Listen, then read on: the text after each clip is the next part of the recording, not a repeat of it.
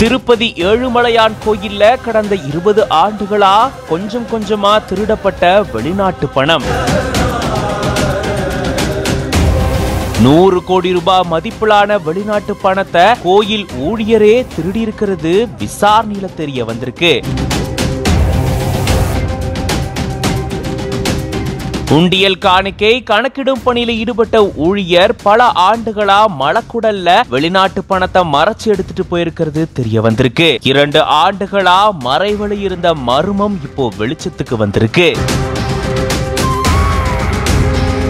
திருப்பதி ஏழுமலையான் கோயில்ல கிட்டத்தட்ட 100 கோடி ரூபாய் மதிப்பிலான வெளிநாட்டு பணம் கடந்த 20 ஆண்டுகளா கொஞ்சம் கொஞ்சமா திருடப்பட்டதா கூறப்படுது. கோயில்ல பணியாற்றிட்டு வந்த ஊழியர் ஒருத்தரே இந்த திருட்டு செயலில் ஈடுபட்டதா கூறப்படுது. தமிழ்நாட்டை சேர்ந்த ரவிக்குமார் அப்படின்றவரு கோயில்ல காணிக்கை கணக்கிடும் பணி ஊழியரா பணியாற்றிட்டு வந்திருக்காரு. இவரு ஆரம்பத்துல திருமலையில இருக்கக்கூடிய பெரிய ஜெயர் மடத்துல ரவிக்குமார் பணியாற்றிட்டு வந்திருக்காரு. அப்பதான் திருப்பதி ஏழுமலையான் கோயிலுக்கு அடிக்கடி போயிட்டு வந்த தொடர்ந்து தேவஸ்தானம் பாத்தீங்கன்னா இவரை காணிக்கை கணக்கிடும் பணி ஊழியரா நியமனம் செஞ்சிருந்திருக்காங்க. 20 ஆண்டுகளா இந்த வேலையை இவர் செஞ்சுட்டு வந்த நிலையில தான் இவரு காணிக்கை கணக்கிடும் பணியில ஈடுபடும் போது வெளிநாட்டு பணத்தை திருடிட்டு போயிருக்கிறத தேவஸ்தானம் விஜிலன்ஸ் கண்டுபிடிச்சிருந்திருக்காங்க. கடந்த 2 ஆண்டுகளுக்கு முன்னாடி தேவஸ்தானம் விஜிலன்ஸ் இவரை சோதனையிடும் போதுதான் இவர் இந்த மாதிரி திருட்டு செயலில் ஈடுபட்டிருக்கிறது தெரிய வந்திருக்கு. குறிப்பா மலக்குடல்ல வெளிநாட்டு பணத்தை மறைச்சு வச்சு இவரு திருட்டு செயலில் ஈடுபட்டதா குற்றச்சாட்டு எழுந்திருக்கு.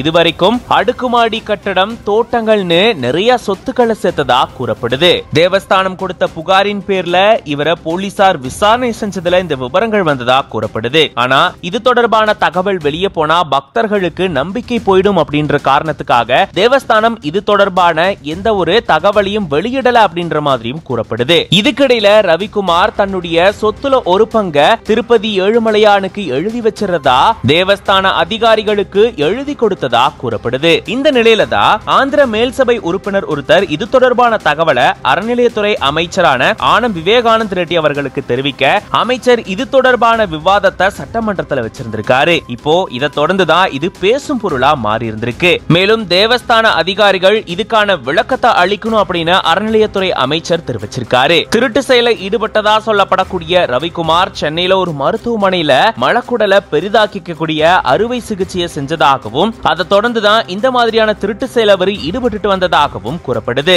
இப்படிப்பட்ட ஒரு திருட்டு சம்பவம் திருப்பதி ஏழுமலையான் கோயிலுக்கு வந்துட்டு போகக்கூடிய பக்தர்களை அதிர்ச்சிக்குள்ளாக்கி இருக்கு.